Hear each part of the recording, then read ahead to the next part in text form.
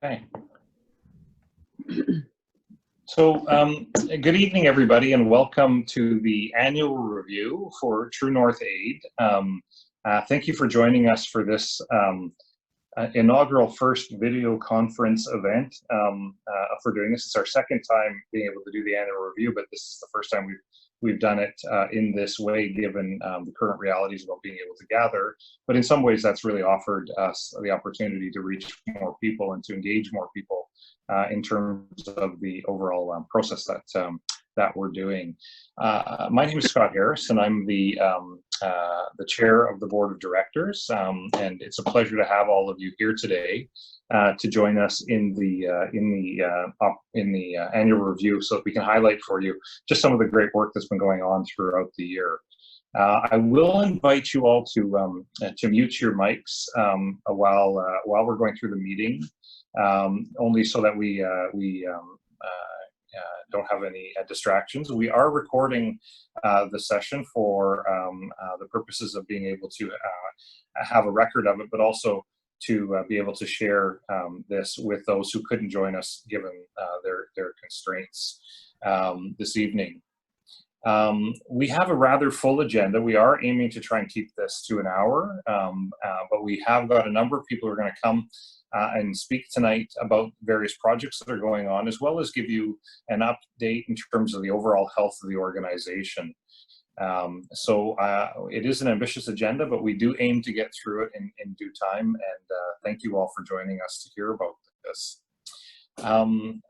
As we start the meeting, I was saying to the board of directors, normally when I start a meeting, I like to recognize the traditional territories upon which we're doing the meeting, but we find ourselves in the unique position of having people from all sorts of places participating. So I would just invite you to take a second to reflect on the territories that you find yourself in tonight. I find myself here in the traditional territories of the Anishinaabe peoples, but we want to give thanks to the Indigenous peoples of the country who continue to host us and continue to partner with us in this work. So I invite you to do that. It is also my pleasure this evening to be able to introduce you to our board of directors. We've had some turnover this year in our board of directors. Many of you who've been with the organization for a while will know Meg Warren. Meg Warren has been our secretary and treasurer for the last, I think, 3 or 4 years. I've lost track a bit. But Meg has stepped down from the board and has moved on to other adventures, mostly enjoying her grandkids from what I can tell on her Facebook page. But we have added a number of new board of directors for the board, including Katie Koopman from Kingston, Ali Cooper, and Bob Langlois. They're brand new to the board, and they join myself, Carolina Budeman, and Kim Sigurdsson, who are all board members. So you'll see our pictures here. You're going to get a chance to meet each of these folks as we move through the meeting. So I won't spend any time telling you or talking about their wonderful backgrounds and contributions. You get the pleasure of getting to in a few minutes. A minute to acknowledge our Indigenous Advisory Council members. So Christina Lefebvre and Elder Norman McCallum. I believe we actually have a greeting from Elder Norman that we're going to share with you. So maybe I'll just invite Amanda to share that. Good evening, everybody. My name is Norman McCallum. I'm a volunteer and an elder with True North Aid. I welcome you on behalf of the Woodland Cree Nations in Saskatchewan. I am honored and blessed to be able to be a volunteer with True North Aid.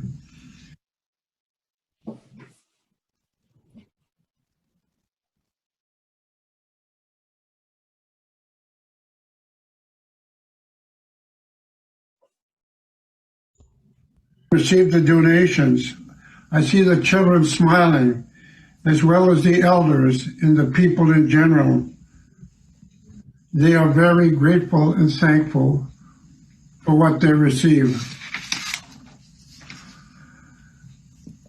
I see and feel the positive impact that True North Aid is left in our communities. I see the footprint.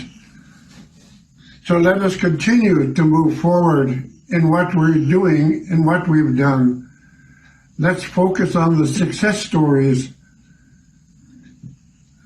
I am proud to be a volunteer just like you, and I thank God for this opportunity to be able to work with my people and work with True North Aid.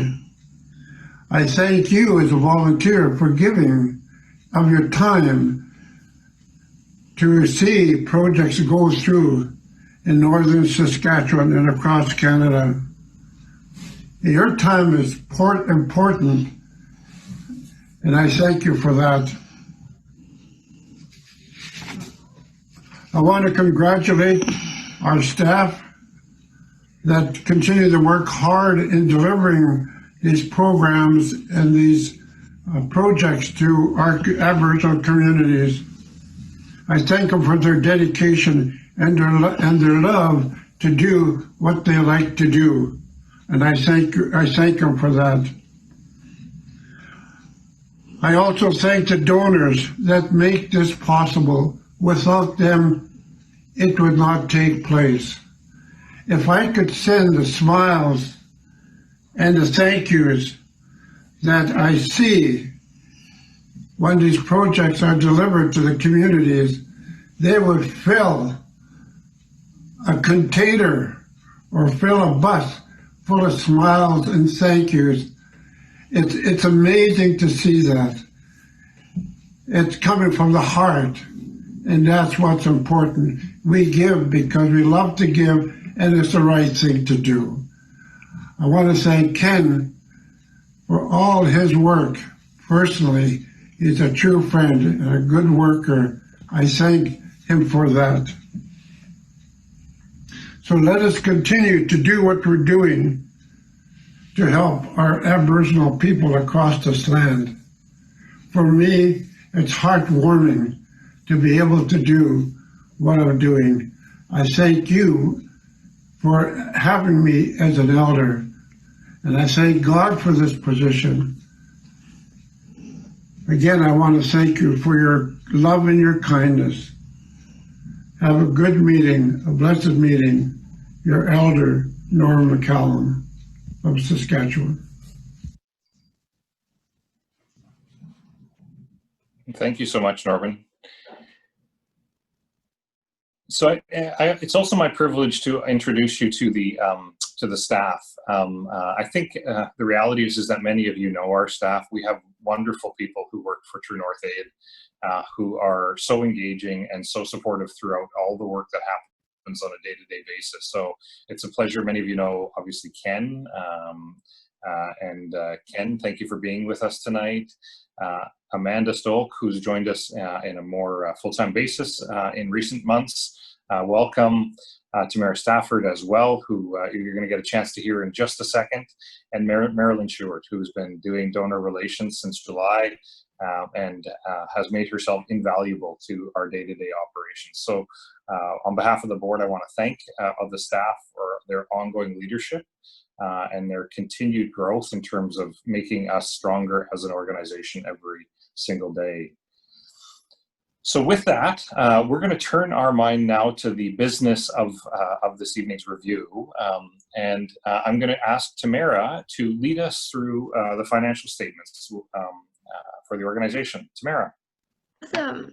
Hi, everybody. Hope you're having a good night. First of all, I'd like to thank our auditors, DBK, out of Hamilton, Ontario, for all of their help and for working with us to provide you with the audited statements we're about to review. We did a full audit done for the organization through DBK. The audit went very well, and there was no areas of concern for True North Aid. The following is a statement from our management letter provided to us from DBK. We received good cooperation from management during the audit. To the best of our knowledge, we also had complete access to the accounting records and other documents that were needed to carry out the audit. We did not have any disagreements with management, and we have resolved all auditing, accounting, and disclosure issues to our satisfaction. So now we are going to go through those financial statements. The first slide here shows the statement of revenue, expenses, and changes in fund balances for 2019. The total 2019 revenue was $373,057, which was an 82% increase from 2018. The humanitarian expenses were $273,373, and the operating expenses were $86,766, leaving a net income of $11,918, which when combined with the starting balance at the beginning of the year of $34,973 left the fund balance at $46,891. The next slide outlines the statement of cash flow, showing the end of year cash being $117,789, an increase of 68% over 2018. The deferred revenue for 2019 was $73,358, which is income that was received in 2019 but will be used for projects in 2020. The next slide is the balance sheet. It shows that our current assets at the end of 2019 were $127,743. The liabilities were $80,852, leaving the fund balance for 2019 as $46,891. In summary, you can see that 2019 was a very good year for True North Aid, and we saw significant growth, and we are expecting even more for 2020. So thank you to everyone who has donated over the past year and years to come. There's no way we would be able to do this without you. If you have any questions, please feel free to contact me at tamara@truenorthaid.ca. That's it for me. Great. Thanks very much, Tamara. You're welcome. Thanks. Now to walk us through a bit more of a breakdown of our donor base and our donor report, I'm going to invite Ken to join us and give us an accounting. Thank you, Scott. Well, welcome everybody tonight to our annual review. It's an honor to have you. True North Aid continues to find itself in a very healthy position financially. I would like to mention that just in the last 12 days alone, we've seen a significant uptick in donations, probably due to a result of much of what's happening in the United States and the sense from people that they need to give to visible minorities throughout the country. We continue to remain strong financially. This particular slide, I would just like to show you that as we look at the last 3.5 years since we ramped up operations in February of 2017, that we continue to see an increase in the number of gifts and therefore the number of donors who find us and decide to give to our charitable work. If we look at the month of March, for example, in 2017, we had 12 gifts, and then in 2018, 43 gifts, 2019, 156 gifts, in 2020, 202 gifts. That pattern continues month by month, year by year. We almost double year over year. And so that's exciting news for the charity as we continue to gain a more national prominence in Canada with the work we're doing as people find us and decide to give. We look at this particular slide, once again, we can continue to see the donations climb month over month, year over year. And we're very grateful for that. Here again, just to emphasize that point, this is the gift month comparison of amounts. We continue to see our revenue rise, and so that's exciting news as it allows us to plan and prepare for the future. We've recently onboarded quite a few new monthly donors, which are really the backbone of the charity, allowing us to plan, prepare, and budget for upcoming projects and initiatives. This slide reveals that a majority of our income right now does come from the province of Ontario, with the next being British Columbia, and then a combination of other provinces. Other represents other countries who give to True North Aid. You might be surprised to learn that we receive donations from the UK, from places like Hawaii, New Zealand, and other countries. And so I'm always surprised when I hear of donors who give from overseas. Somehow they find us and decide that what we do is a worthy cause. What this slide here reveals is a majority of our income comes from small donations, whether that be $40, $15, or $30. We've had a total of 810 gifts at just $50. There was 106 gifts of $5. We don't spend a lot of money on fundraising. In fact, in 2019, we spent a little under $700 on total fundraising costs for the overall operations of the charity. That's exciting. It allows us to put more of the funds that we receive into humanitarian projects where it needs to go. And so I'm thankful for the individual donors who give small amounts. I'm as excited when somebody gives $25 versus somebody that gives maybe $10,000. Every bit helps. In 2018, we launched our 8 foundational stones of support. The reason we did that was so that we could run our activities and projects under those funds. That allows us the flexibility to maneuver those funds within, or maneuver the money within those funds. For example, if somebody gives to Health for Fort Hope, they're giving to the health fund. If we, through talks with chief and council of a particular community we're serving, or the airline, or a trucking carrier, we reach out to them asking if there's any way they can help. Often they'll come back to us and say, you know what, we can take care of that from our budget, or we're going to give you a deeply discounted rate on this trucking or this airfare. We budgeted for the full amount, but oftentimes it comes in much, much less than that. That allows us to maximize our dollars. It allows us to take designated funds, put towards a particular fund, and redirect that to other projects that carry the same mandate. And so it's also interesting to note that over almost 54% of our income comes through to our general fund. That's wherever it's most needed. That allows us as a staff, as a leadership, to make decisions on where that money should go. Oftentimes supporting programs and projects, initiatives led by others that haven't met their fundraising goals. We can top them up and meet their deficit through our general fund money. So financially, we are very strong. I thank all our donors. So that is the overall financial report for True North Aid.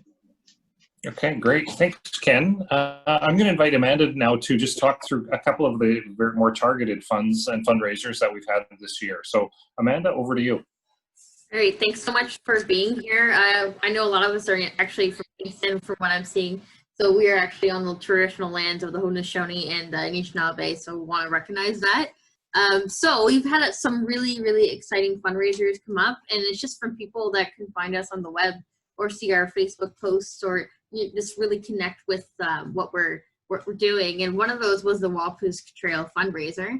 I'm just going to put this in the background. You can see what they have done, but they actually travel along the 752-kilometer winter road from Pewanik First Nation, Northern Ontario, to Gillam, Manitoba. And so with that, they raised over $10,000 for True North Aid, and that was led by Buck Miller, who contacted us, who had a love for the North and wanted to give back, as he was actually from James Bay area. So hopefully we'll be able to establish some projects in the future with Buck, particularly with Shamattawa First Nation. But they were really amazing and really in March to be able to do that just on a fat bike. And yeah, so that's one of the really cool fundraisers that we've been able to do or have been able to get from for True North Aid. And as you can see, we're here. There's some other amazing fundraisers, whether that be through donations, that be through monetary, or as you can see in the far right corner is through masks before the COVID-19. So people always want to get involved to give back to True North Aid and give back to the communities that really need to be supported. So you can see there's been donations towards one of our Mama Clay projects, which I'll talk about a little bit later. Natasha helped raise funds for the We See You project for the Valentine team out in BC. At the bottom, you can see a school here in Kingston donating part of their sales to the Good Ally project. So we want to recognize the hard work that a lot of people do. And also just want to mention the Facebook fundraisers. People are really getting engaged through donating through Facebook and the PayPal Giving Fund. We've had over 15 fundraisers through Facebook this year, raising over $2,300, including mine actually, which was really exciting. So people are really resonating over it. We launched the COVID-19 Emergency Fund in March. We really wanted to respond to the COVID-19 pandemic and how it might affect First Nations communities across Canada. We have started the Learning from Home campaign, which Ali is actually going to be talking a little bit about later, where we've been able to bring backpacks to Canoe Lake right now, and are looking forward to bring more backpacks to La Loche and Clearwater River, Dene Nation up in northern Saskatchewan, who are actually being really hit by the COVID-19 pandemic. Unfortunately, they have about 100 cases, which is devastating for a lot of First Nations communities. So we wanted to make sure that we were supporting these communities where there was a gap. We also brought in several thousand pounds worth of supplies to distribute to Onion Lake in Saskatchewan, which is actually in our next slide. We received this yesterday of the kids and the shipments being provided. So blankets for the elders for comfort at home, a lot of critical care items, first aid, and that's all because of Wendy Hager in Burlington with our Sew and Fire. So she was fundamental in helping us not only bring the shipments to Onion Lake, but also to Wabaseemoong Independent First Nation north of Kenora, as well as we have Kenora. We're working with a lady called Rena there to help provide other fundamental support. And what else? We have and a couple of other places, but we've been able to do that, and we've been really proud and excited to be part of planning for COVID-19 and preparing. We're also helping to cover shipments of PPE supplies, so homemade masks, educational materials to go to 3 First Nation communities, and we're working with Finding Our Power together. They're an Indigenous-led group out of Toronto from Ryerson University. So we've been helping out with those shipments. So actually 4 pallets of these supplies went out to Pickle Lake yesterday. So should be arriving soon and going to Nibinimik First Nation, KI, and Imatung First Nation. So we're really excited to be part of that. And I think next is Ali. Excellent. Thanks very much, Amanda. So now we're going to shift from sort of the fundraising, sort of the efforts we've raised in terms of generating the resources to do what we can do. And now we're going to help you understand a little bit about some of the work that's going on, actually a lot of work that's going on from across the country. So with that, I'm going to invite our board member and Secretary and Treasurer, Ali Cooper, to talk about a couple of initiatives. Ali? Thank you. Thanks for having me tonight. As Amanda referred to earlier, the Learning from Home campaign was launched just kind of at the tail end of March. And although I get to present this, Amanda did all the work behind it. So she's really the one that has all the context and the hard work. But this will be something we continue. So at this point, you see the pictures here from Canoe Lake First Nation, we had 3 communities apply to this program, and it's important to note that that's, I believe, relatively new process, so they can apply to our program and explain what they need. So we're providing them with what they need, not what we think they need. So we have 190 backpacks filled with school supplies delivered at the end of May to Canoe Lake First Nation, as you can see the pictures there. And we thank So On Fire Ministries for their support with the backpack piece of that, and with the shipment.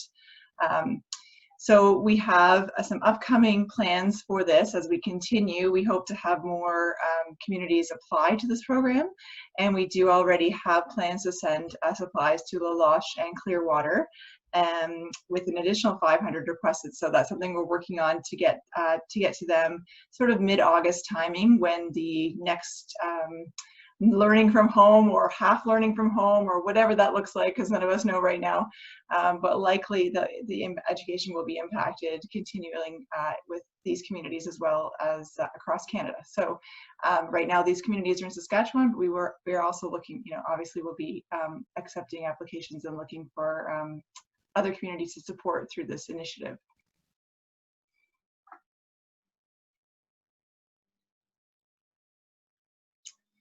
And so I'll also speak a little bit about Hockey Cares. I'll let go ahead and play the video, and then I'll talk after. Go ahead.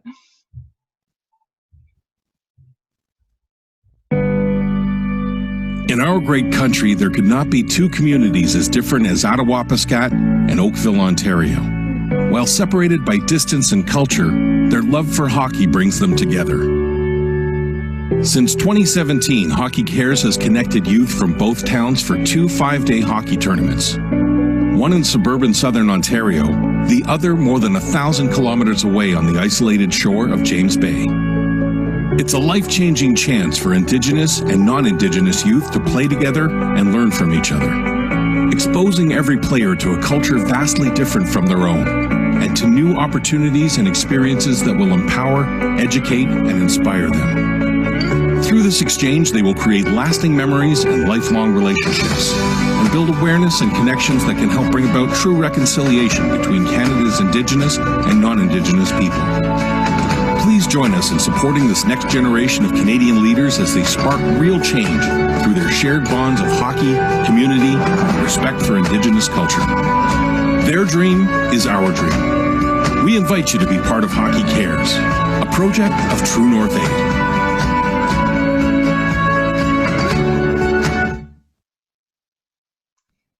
Thank you. So that's a little summary of what Hockey Cares has been for the past, since 2017. Unfortunately, Hockey Cares 2020 is not going to happen in the way that it normally does because of travel restrictions related to COVID-19. We do have an Oakville team kind of ready to go, but we are having to make other plans this year. At this point, we're really in an on-hold phase in terms of our fundraising and as well as our travel planning. But we are hoping to unite virtually our Oakville and Attawapiskat youth on National Indigenous Day on June 21st in some way, shape, or form. We haven't figured that out exactly, but that's the update from Hockey Cares for right now. Thank you. Thanks very much, Ali. So I'm going to turn it back over to Ken to talk about 3 more initiatives that are going on. Ken? Yeah, thank you, Scott, and thank you, Ali.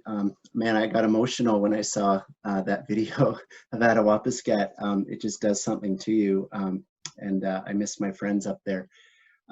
Yeah, just real quick, we had a call from Sheridan Hotel in Richmond Hill this past fall, and they were renovating their rooms, 42 of them, and one employee knew that this furniture was going to be thrown out.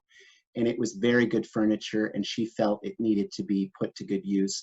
She reached out to us, and through a lot of negotiations and in partnership with CP Rail, Let's Get Moving, and a few others, we were able to move 3 large containers of excellent furniture from Toronto to communities in northwestern Ontario. Hi everyone, my name is Veronica. I am the Okay, there we go. And we did this again this past March, working with Grand Council Treaty 3 with another 3 containers. When I went to see the furniture in December, it is better than anything I had in my house. And so a lot of families, a lot of homes were served and supported through this furniture initiative. The reality is there's a lot of good resource that's being thrown out in places like Toronto. And there are many families living in overcrowded situations. They desperately need an upgrade with furniture, mattresses, and so on and so forth. And so that was our largest donation to date, both in December with 3 containers and another 3 containers here this past March. Huge thank you to Kim, one of our directors who helped us organize all of that, but it was an absolutely awesome project. And the furniture continues to be distributed from that second donation this past March. Next slide. Friends of North Nisswa Way. My name is Janice Barling, and I'm privileged to be a member of Friends of the North Nisswa Way in Kingston. Doris Thomas is the founder and chair of the group. Doris and Irene Clark established a wonderful relationship with some of the leaders of the James Bay area, and this is how Friends of the North Nisswa Way began. It gives me great pleasure to highlight our achievements during the year of 2019. Firstly, Nisswa Way held a team meeting exercise, and one of the outcomes was to join True North Aid as it matched our mission and values. At this meeting, we established our goals for the future. One of our biggest projects was to insulate, finish the interior, build shelves, and paint a 20-foot sea container given to us by True North Aid. Now, the reason for this was that Chief Earl Chichu highlighted the importance of hockey, and we sent hockey items that were requested by the community. The grand opening of the container in Moose Factory with a large Moose Creek Care sign on the front involved many members of the community. Up to now, what we've done is we continue sending food, clothing, and bedding to Attawapiskat. Another area that we have sent 52 bags of clothing and bedding to our contact in Kashechewan is Emily. Food is very expensive, and it normally would have cost the community at least $12,900 for these products.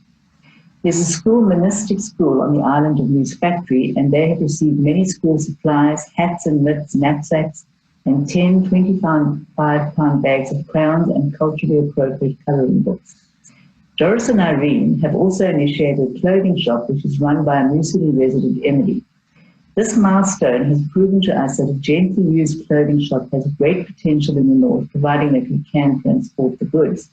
Low-cost quality clothing is appreciated. We have sent 38 bags totaling 1,400 pounds of new and nearly new used clothing and bedding to date.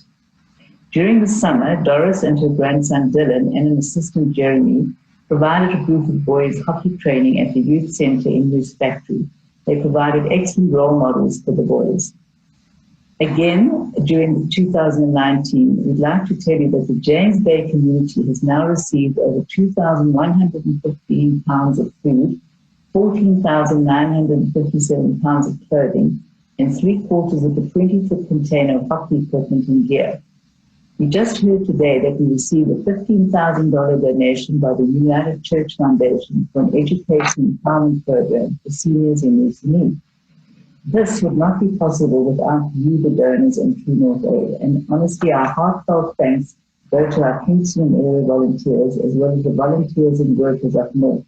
Friends of the North Nisswa Way, thank you from the bottom of our hearts. Thank you.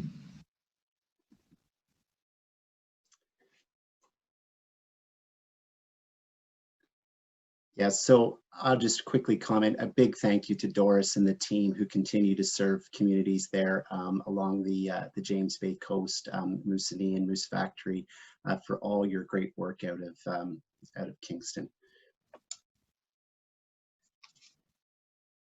Hi everyone, my name is Veronica. I am the coordinator of the Ontario chapter for Moontime Sisters. I'm making this video just to kind of give you a recap on everything that we have done over the last year. I tried to look through our Facebook page just to see and jog my memory a bit, so I really do hope that I do this justice and make sure that I hit all the major points. First off, I had a baby in December, so the last couple of months have been a little bit slow, obviously also because of COVID, but I did take a little bit of a break to become a mother. So first off, some really great things that we have done is connect with some new communities in Northern Ontario.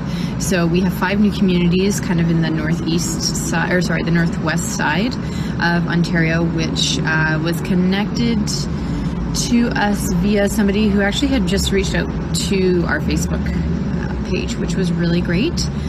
So we have those 5 new communities in Ontario, and we also got a new location in Quebec, which I reached out to one of the locations in the tip top of Quebec that we support, and she connected us with her cousin who is in another community. So 6 new communities, which is really great.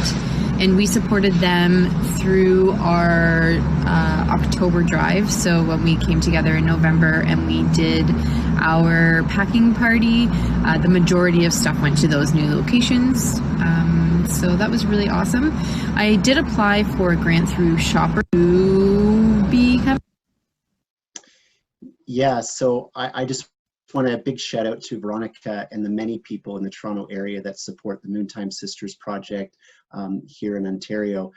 That was led and founded by Nicole White over in Saskatchewan, who continues to serve and support northern communities up there with product for young girls and women, standing in solidarity with them. And so I can't say enough about both Nicole White and Veronica Brown and all the good work that they do through the Moontime Sisters project, which we're very proud to have onboarded in 2019 rather.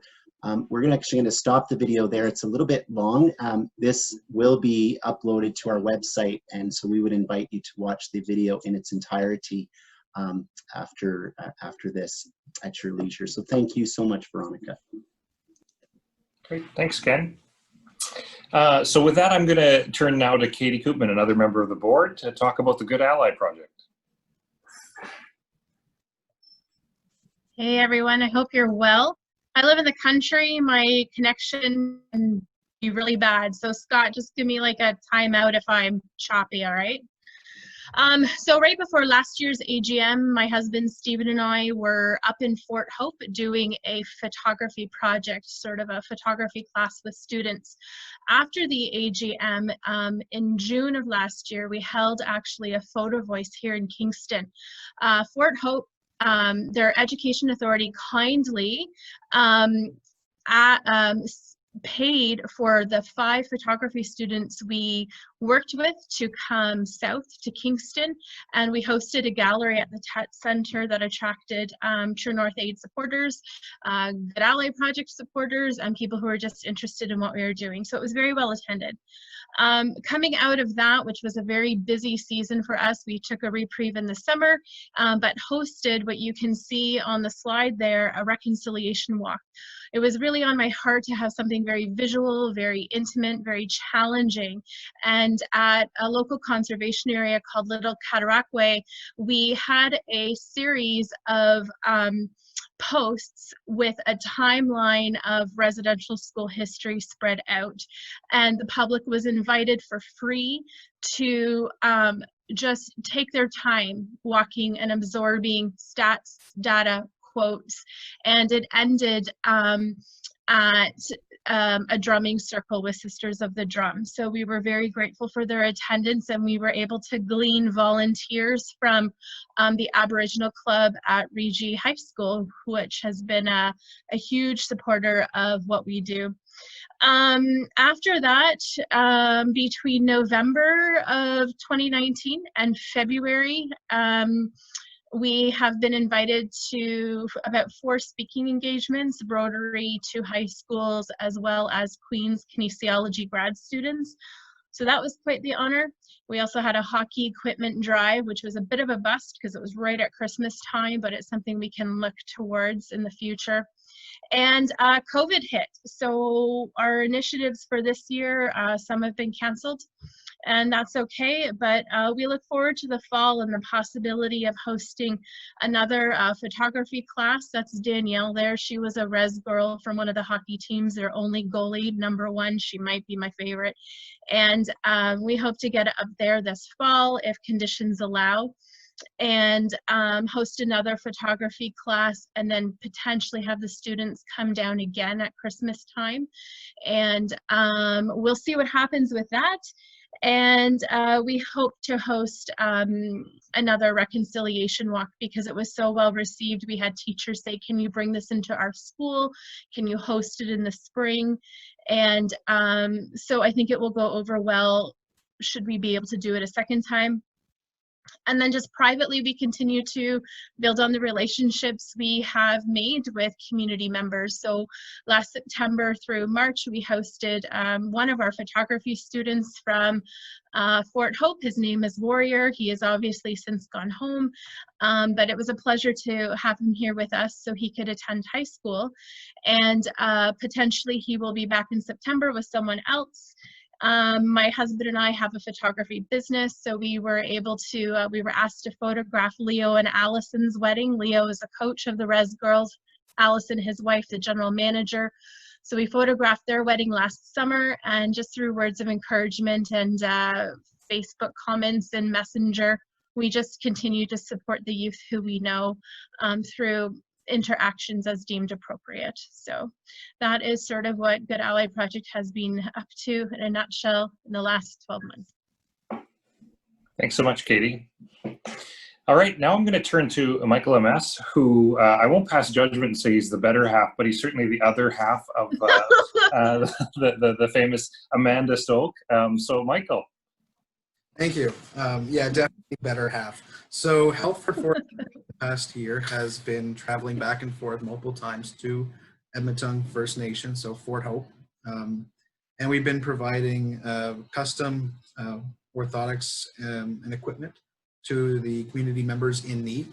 That can include everything from basically custom insoles, back braces, mobility equipment, all that kind of thing. And we've been having to go back and forth to basically do refittings and delivery and making sure everything fits properly. On the up above, I think on the left side, you can see AJ Venter. He's a fantastic guy here in Kingston, Ontario, from his company V2 Innovations that does all the fitting and construction of this equipment. And he's been able to come up with our crew and do all that. So huge pat on the back to him. On top of that, Kate on the upper left there. I dragged her along with me because we decided we were going to start doing some foot and wound care clinics to try to treat ulcers and ingrown toenails and basically do foot care in Fort Hope as well. And she's a registered nurse here in Kingston, working for a foot care clinic here. So we dragged her along with us on one of our journeys up there, and she had a blast, and we traveled around and did our thing, and it turned out really well. We were going from home to home, actually entering people's homes respectively and doing the work there. On top of that, we had use of the actual nursing station to work out of.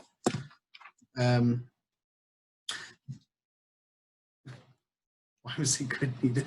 Amanda's here giving me things. So basically, long story short, it's very important that we do this kind of work because foot care clinics already up north are sporadic at best. If they do come to the community, they're not coming as often as, say, you would get your appointment here in the south.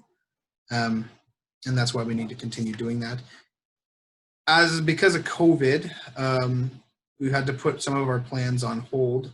We were actually supposed to, I think, be going up around now was our next scheduled travel time. So that's obviously been put on hold until we can, responsibly do it again. And we're not quite sure what that's going to look like. We know we're going, but we don't know what it's necessarily going to look like as far as making sure we're able to do it, and not put people at risk of transferring COVID. So on top of that, we're putting together learning resources on dementia care for their frontline staff up north. And we'll continue to do that on top of all the other fun stuff in Fort Hope we do, and hopefully reach out to some new communities in the future.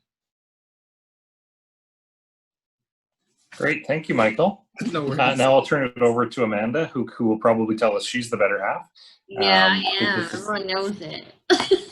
Okay. So it's, I mean, going to Fort Hope was really, really eye-opening for us. And I think that if anyone, you know, gets a chance to, you know, visit a Northern Remote First Nation community, they really should. It's so eye-opening. We've developed a lot of friendships up there. And thanks to Katie and Steve, actually, for letting us, or like having established that relationship before going, was really valuable to us. So we love Fort Hope. We love the charm of it, and we hope to go back soon, because it's actually been a year today since we went on our first trip. So pretty exciting. But I'll transfer over to the Ballantine team, and they had a great video to show what they've been up to in the past year. My name is Dwight Ballantine, and I am the founder of the Ballantine Project. We officially announced our project on Facebook on April 18th, 2019. The Ballantine Project team consists of my girlfriend, Alexis Saab, and my BC mom, Denise Trottier. In May, we had a booth at a local event to introduce our We See You campaign. Dwight and Denise spoke on a national radio program called The Rory Green Show. Dwight was featured in an article in the PA Now and did a CBC radio interview on a program called On the Coast. In June, I did 2 interviews, one on the Linda Steele radio show and one on CBC Saskatchewan. We had a booth at the National Indigenous Peoples Day in Vancouver. In July, Natasha and her mom Cindy used their Camino Way walk, which was 500 miles in Europe, to raise awareness and money for our project. In August, we announced we had partnered with the Mission Friendship Center and the Martin Family Initiative to launch a 4-week entrepreneurship program to be held in June 2020. In September, we went on our first trip to George Gordon First Nation in Saskatchewan for a 4-day visit. While we were there, we found out we had received a grant from the RBC Foundation. In November, we went to Tootenawazabang, Manitoba for a 4-day visit, and Noel Desjardins became an official part of our team. In December, we went to Peter Ballantine Cree Nation for another community visit and handed out Christmas boxes to the children that had been donated by True North Aid. In January 2020, I started speaking to middle and high school students in the lower mainland of BC as part of our We See You campaign, telling them about what my life was like growing up in a remote reserve. Dwight's first presentation was for about 80 students at high school, and his second presentation, he was already speaking to 700 students. More and more schools started to book us for Dwight's presentations. We also received a large donation from a music festival, and the Maple Ridge News did a feature story on us. In February, I spoke to a group of student teachers from Simon Fraser University, and we put our 15-minute video about the past 4 years since I left my hometown, Montreal Lake. In March, our We See You silicone wristbands arrive, and we're getting invited to share a presentation with Aboriginal district principals. Dwight is booked to speak at a regional teachers event. The pandemic hit in March, and all of our bookings were canceled. We switched to virtual presentations for the upcoming Kamloops Teachers Association and the Vernon Teachers Professional Day. In April, we started our video series for teachers to use for middle and high school students instead of a live presentation. We also started working on a mental health proposal for youth living in remote Indigenous communities. This has been a very productive first year for the Ballantine Project. We can't wait to see what the next year brings.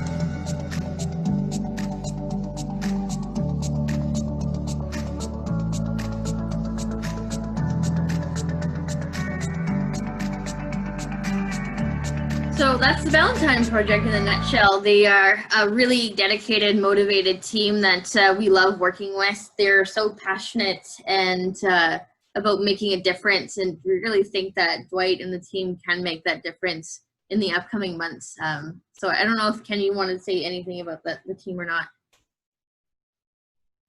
Yeah, no, it's just an awesome team. And I mean, they represent people from throughout this country who serve and support our mission through their respective projects and initiatives. I mean, Dwight is the reason we do what we do. He's a young Indigenous man from a remote community where at one time his life was hopeless, and you know, the particular community he comes from, there are certainly a lot of challenges, but Dwight, through the support of so many, was able to find vision for himself, to find a mission and a mandate, and Dwight continues to succeed and do well, and he really is an inspiration to many Indigenous youth who themselves struggle, trying to find their purpose and what they're supposed to do in life. And so we're just so proud of Dwight and the team and all the good work they have done. We've been walking with them for a couple of years now, and they do work very hard. I just want to introduce a quick overview. I know we're running out of time about the Mama Clay project. So we actually have on the far right, that's MJ. She approached us to saying that she wanted to support Northern mums and babies with her knitted items. So we kind of worked together with her and reached out to Nicole, who runs various programs at the hospital in Sioux Lookout. So we've been able to provide tons of several pallets worth of, over the course of a few months, of baby supplies that you can see, diapers, anything that you can think of baby, we've probably sent it. So we're really looking forward to, as this is an ongoing partnership with Nicole and Sioux Lookout and with our donors and other sponsors. So we are so proud to have this project and be supporting young moms that fly in from remote First Nations communities in Northwestern Ontario. So we love the Mama Clay project. We also had, I'll just go quickly over this. This was part of our final projects for 2019 that actually led into 2020 that we were fundraising for. So we were able to send several other pallets of toilet paper, various goods and items to La Loche, as they're not a First Nation, but the majority of people there are actually Dene. And so as you can see, there's a lot of boxes being distributed there and a lot of the thank you cards. We were able to provide clothing, jackets, toques, first aid kits, hygiene packages, snow pants, and you can tell that they were so grateful. So we have a really great connection with La Loche and we hope to continue to support them. And here's a great list of all of our other projects that we've been able to do in the past year since last June. So take a look on our website. You'll be able to see all these projects on there. And then we're actually working with a couple of other organizations, Rumi Initiative, for helping to create resources for them for their app, which other First Nations communities will be able to get.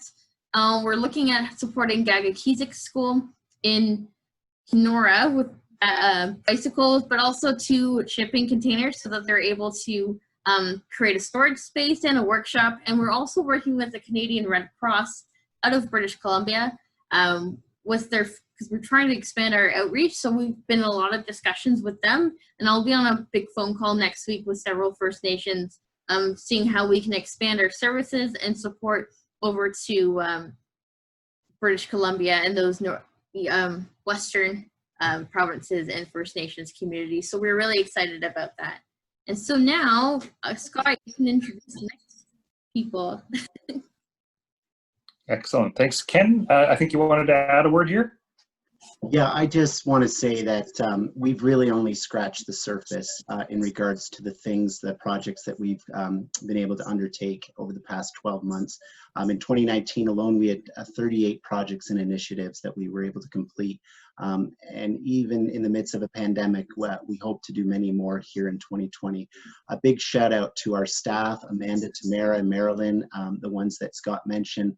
But beyond that, the incredible board of directors and the volunteers throughout the country who make our work possible. We literally could go on for hours sharing the stories, the testimonies, the good things that have been done. I feel like we have forgotten so much, but to try to summarize it all in an hour, I think we've done okay. But again, I just want to recognize all the good work. Our work is possible because of the good-hearted Canadians from coast to coast to coast in the north and in the south who want to help, and those who have vision for their people. I'll close with this. Our heart is that every activity we undertake here at True North Aid is to support self-determination. It's not our dreams, it's their dreams. It's making their dreams become a reality. So when we can get behind Indigenous members living in their community, who want to empower themselves in their community. We get excited. We see them as champions, and we want to do everything we can to serve and support them with the resources that we have as a national charity. And so on behalf of myself, our staff, and the charity at large, thank you. Thanks, Ken. Listen, no annual meeting would be good without a little bit of a sneak peek into something new. So two other board members to tell you about a project they're working on. I haven't heard it myself, so I'm looking forward to this. Well, if I can, I'll start off working with Carolina on a project that will take a lot of surplus items from Canadian Pacific, a lot of items that they are trying to auction off, welders, heavy-duty equipment, trucks, it goes on and on. And between Carolina and I, we have managed to put ourselves right between Canadian Pacific Railway, which is one of the largest companies in this country, and the largest First Nations group in this country, the Assembly of First Nations. And we are working with them right now. We're at the, I'd say we're a good way through the process. And it's looking as though we are going to put two large organizations together in the effort to help out First Nations people up north and around this country. And I'm really proud to be working with Carolina. She's been really great to work with. Carolina, you finish off the story, will you? Sure. Great working with Kim. It's great to also represent True North Aid. It's a huge platform and potential that we have through this project. Sort of want to touch on what Kim said. We're basically brokering or facilitating the relationships between two massive organizations, one with a desire to move closer to First Nations communities, and the other holding accountable to a company who should have closer relationships. So enter in True North Aid, and we're excited to be in the middle of this. We had a last meeting today, I think, before our main contact at CP takes it to her board. So the gist of the project is really about utilizing True North Aid portal request system for First Nations communities, interested individuals, to apply for some of these donated products. So it's a whole gamut from furnishings to heavy machinery, like what Kim was saying, with the intention of taking some of these products to help elevate First Nations-led businesses and enterprises. There's a training and development component for youth and women as well. That CP today said they're very interested in developing. And AFN, Assembly of First Nations, their leads in economic and education development will be heavily involved in connecting us to also Indigenous-led training centers. So we'll keep you all attuned to the development. It is big, but we're paring it down into phases so that we make sure that we're delivering on results every step of the way and not taking too much of a bite that we can't handle at each phase. Thanks. Thanks, Kim and Carolina. That's exciting and great work. Listen, everybody, we are almost at time, so I just want to thank you all for joining us tonight. We will take a couple of minutes for questions and answers if there are any, but certainly if you want to follow up after with anyone or anything you've heard about here tonight, please feel free to do that. So we'll just take a couple of minutes here if there's any questions.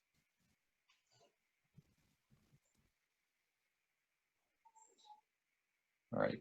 It's always a bit awkward on the video conference to kind of get that all going, but if there are no questions, I will just then thank you all for joining us here tonight. And I just want to highlight a couple of things from the meeting tonight. So, True North Aid has really developed considerably over the last number of years, thanks to the leadership from Ken and the team. And we want to give them special recognition for everything that that they are doing, whether as volunteers or as staff. This is absolutely amazing to see the level of energy that everybody throws into this, and it's really people to people. People that connect with people, people that reach out and make a difference. And you can just see the passion and the joy in everything they're doing. But there's always more work to do. Obviously, there's literally hundreds of small communities across the north that need their ongoing support and effort, and we continue to work with them, and we've sophisticated, I think, as well as an organization in terms of being able to partner well with communities across the country. And so we look forward to continuing to do this great work, and to ensuring that everybody has all the resources and support that they need to make that work happen. So we continue to count on everybody, both for their efforts, but also for their donations. And certainly you saw in terms of the resources, there's lots of opportunity for continuing to spread the True North Aid story with people across the country.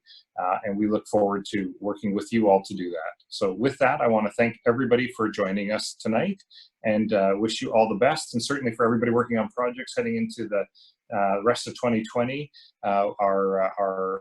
we're with you. Let's make this happen once again. Thanks, everybody. Thank you, everybody. Thank you, Scott. Good night. Scott. Good night, everybody.